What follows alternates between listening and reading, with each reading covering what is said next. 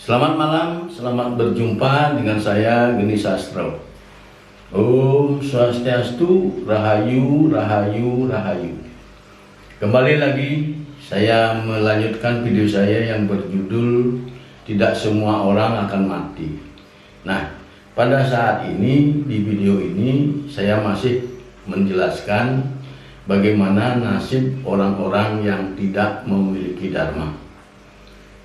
Nah, saudara-saudara, agama Hindu tujuan yang paling tinggi itu adalah menjadi penghuni surga dan mencapai Tuhan yang Maha Esa. Tetapi terjadi miss, saudara.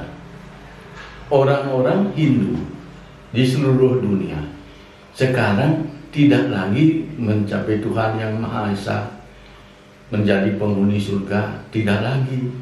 Dia mengatakan demikian. Kenapa? Dia kembali ke agama Hindu kuno. Di dalam agama Hindu kuno yang sudah ada 10.000 tahun yang lalu atau tahun 7.000 sebelum Masehi, itu diyakini, dipercaya bahwa Tuhan itu bisa kita capai setelah mati. Nah, kalau kita mati baru mencapai Tuhan, baru mencapai surga. Itu kepercayaan agama Hindu kuno. Tetapi kepercayaan itu tidak benar. Jadi itu bukan kebenaran. Yang benar adalah surga itu bisa kita capai ketika kita masih hidup. Karena surga itu adalah di bumi. Bumi yang banyak ini, banyak sekali bumi, ribuan. Nah, ada satu bumi yang paling jauh di atas, itu buminya yang ditempati oleh Tuhan yang Maha Esa. Tuhan itu bersemayam di sana dan tidak kemana-mana. Kita baru bisa mencapainya kalau kita bisa ke tempat itu. Dan untuk bisa ke tempat itu, maka kita harus memiliki kekuatan. Dan kekuatan satu-satunya yang ada di dunia ini yaitu dharma. Kalau kita bisa memenuhi badan kita dengan dharma, maka kita akan bisa mencapai ke tempat Tuhan itu, mencapai Tuhan dan menjadi penghuni surga di bumi Tuhan yang Maha Esa itu.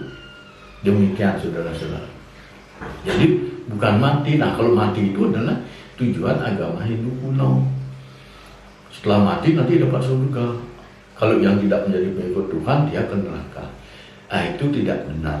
Itu bukan kebenaran. Tetapi karena itu sudah dari sejak 10.000 tahun yang lalu, jadi orang-orang di belakangnya, semua agama itu mirip mengikuti begitu. Tuhan itu tidak bisa kita capai kalau kita hidup. Kalau mati baru mencapainya. Nah, itu oleh Tuhan yang Maha Esa yang turun 5.000 tahun yang lalu atau tahun 3.300 sebelum Masehi, beliau menjelma menjadi seorang manusia bernama Krishna. Itulah yang menyatakan bahwa itu tidak benar. Tetapi nasib sial mengenai agama Hindu ini, orang-orang pemegang kunci surga yang di India sana, ketika Bhagavad Gita ini atau ilmu pengetahuan Raja Yoga ini diturunkan, mereka yang paling menderita. Karena orang-orang yang tadinya merasa mengatakan dirinya pemegang kunci surga tidak bisa lagi mengendalikan orang, karena orang sudah tahu kalau orang suci itu adalah orang yang tidak bisa dilukai, tidak bisa dibunuh, tidak bisa mati, tidak bisa sakit, tidak bisa mengalami penuaan. Tetapi mereka itu hanya ngaku-ngaku orang suci. Padahal bisa kena sakit, mati karena sakit, jadi tidak terbebas dari penuaan. Nah, jadi kan susah dia itu.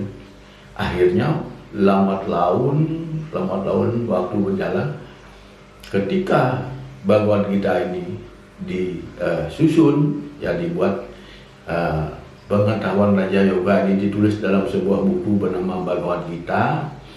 Nah, itu adalah petunjuk-petunjuk bagaimana kita memasukkan cahaya ke dalam badan. Nah, itu lama-lama dirubah penjelasannya. Kalau slokanya dirubah susah, karena itu kan pakai rumus. Dan itu beberapa kata dijadikan satu supaya bisa sesuai dengan aturan. Sulit merubahnya, akhirnya dirubahlah penjelasannya.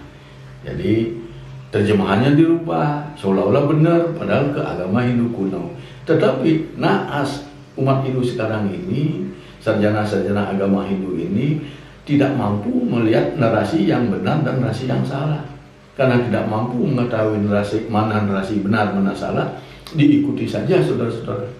Narasi yang keliru itu, yang salah itu, sesat itu. Makanya orang-orang Hindu pada saat ini mengatakan kita moksa. Moksa itu katanya mati. Padahal mati itu binasa, tidak bisa moksa. Moksa itu adalah orang yang bebas dari takdir. Kalau kita masih dibelenggu oleh pohon aswata, pohon yang pucuknya menghadap ke bawah, akarnya menghadap ke atas, itu kita tidak bisa moksa, nggak bisa bebas, nggak bisa merdeka.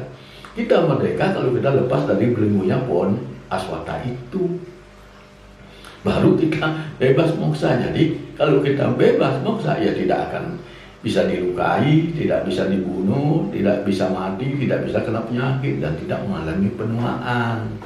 Begitu saudara-saudara, sesungguhnya yang ditulis di dalam Bhagavad Gita itu.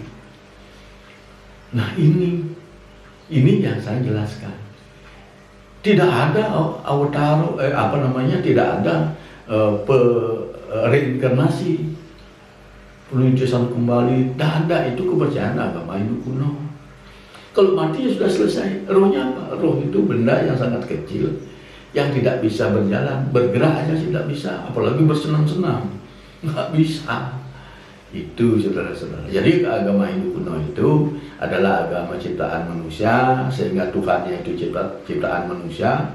Tuhan tidak berwujud, maha besar, maha tinggi, penguasa langit bumi, penguasa surga dan neraka, tidak terpikirkan, tidak bisa dijangkau, dan wajib disembah-sembah. Nah itu Tuhan ciptaan manusia atau orang-orang zaman dahulu kala. Nah sekarang kita sudah modern, masa masih tetap percaya yang demikian?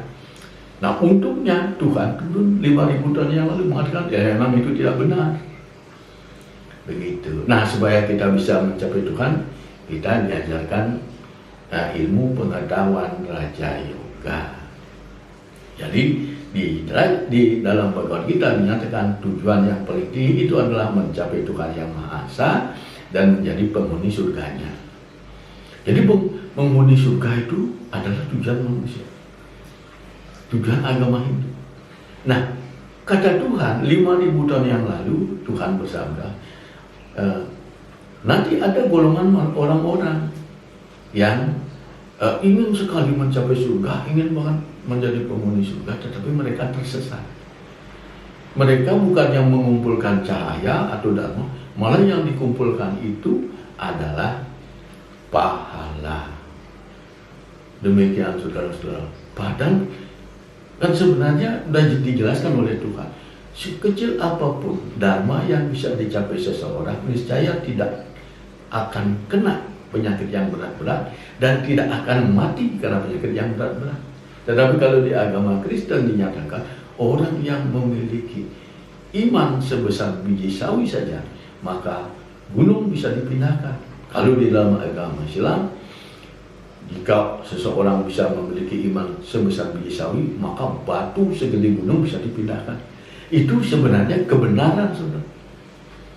Tetapi di agama Kristen itu saya tidak melihat bagaimana cara memasukkan iman ke dalam badan. Dan mereka banyak yang tidak paham di dalam agama Kristen itu iman itu apa. Jadi dia bilang iman itu di hati. Tidak, saudara. Karena mereka tidak mendalami sesungguhnya.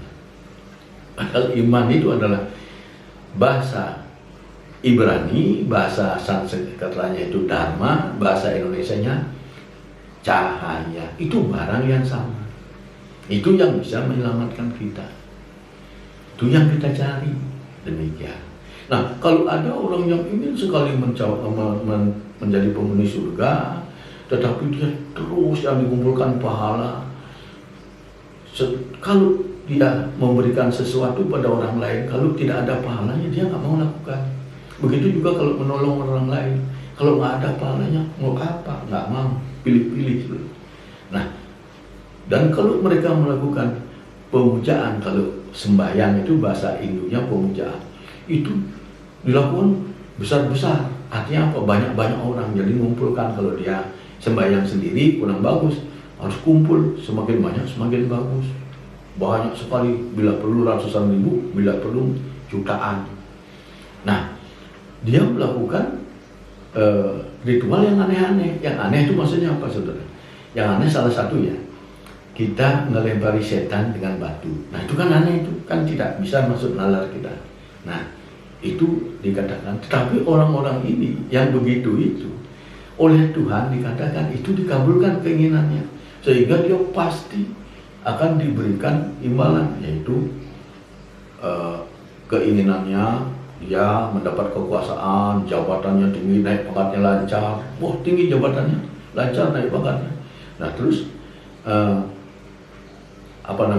kekayaannya berlimpah. Itu janji Tuhan. Itu kata Tuhan 5.000 tahun yang lalu. Tetapi mereka itu kata Tuhan tidak akan bisa mencapai tujuan yang paling tinggi. Ini dijelaskan di dalam Bhagavad Gita bab 2 sloka 43. Krishna bersabda, "Kamo atmana swargo paro, jadmo karmo palo pradam, kriyo wiseso bahulam, boga iswarya gatim pratim." Artinya,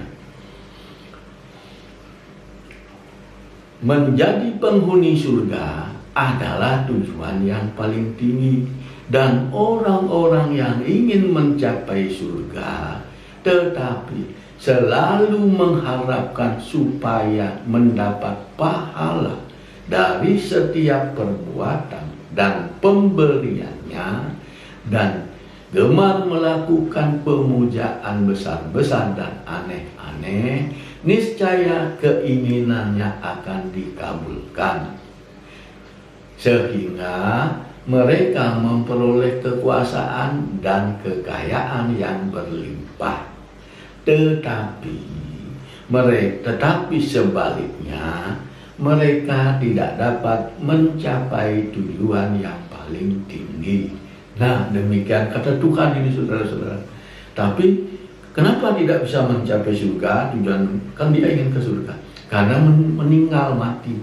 Kalau mati tidak bisa, mati itu selesai, binasa. Nah, kalau kalian ingin membuktikan apa benar mati itu binasa, penuhilah badan dengan cahaya atau dengan iman atau dengan dharma. Cara mencarinya, nah inilah sekarang saya membuat video. Ini bukan untuk seseorang atau kelompok orang saja, saudara. Video yang saya buat ini bisa diikuti oleh siapa saja yang ingin memiliki cahaya atau dharma atau iman.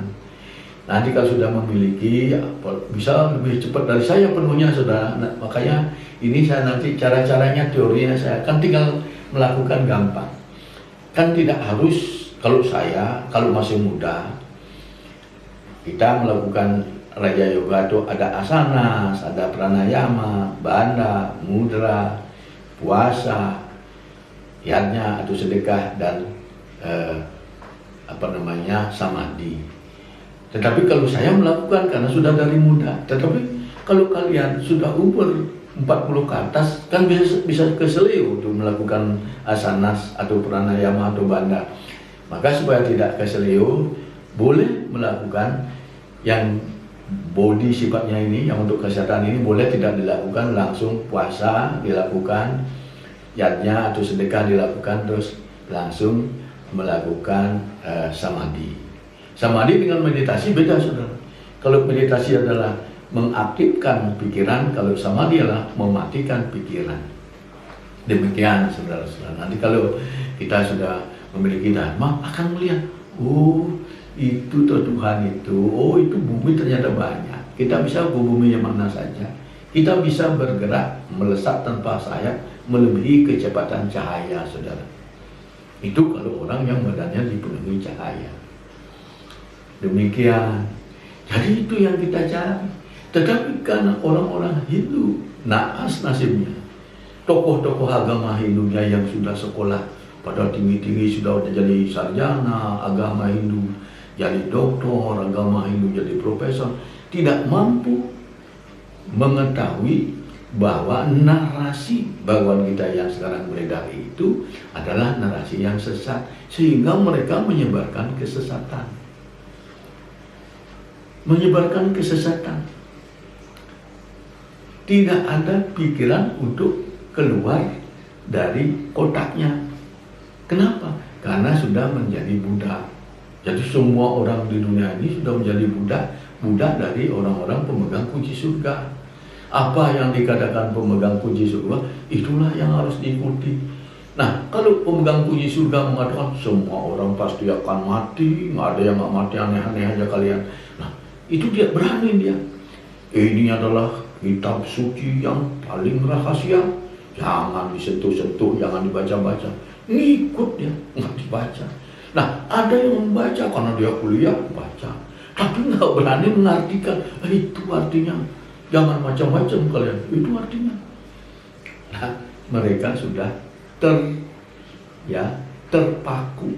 Mereka sudah di kotak, dijadi dalam kotak, jadi dalam sebuah sebenarnya tanpa mereka sadari mereka itu budak orang pemegang kunci surga. Makanya kalau ketemu dengan orang pemegang kunci surga, waduh tunduk saudara. Sampai kalau bisa merayap saudara. Itu takutnya sama pemegang kunci surga. Di mana-mana itu kasihan sebenarnya. Saya melihatnya kasihan. Nah, saya sekarang buka mata batin kalian, hati kalian saya buka, ini loh supaya kalian tidak menjadi budak. Tetapi kalau kalian juga tidak mau, takut mengikuti saya, ya sudah, selamat jalan kalian, selamat jalan mengikuti binasa, pasti binasa. Demikian saudara-saudara. Nah, untuk bagian yang ke-11 ini bagian 11. Untuk yang bagian ke-11 ini cukup dulu sampai sini. Nanti saya lanjutkan ke bagian yang ke-18 sampai selesai, sampai nanti cara-cara bagaimana supaya kita bisa memperoleh cahaya. Untuk itu, terima kasih sudah menonton dan saya ucapkan terima kasih kepada semuanya dan saya ucapkan Pramo Santi. Om Santi Santi Santi Om.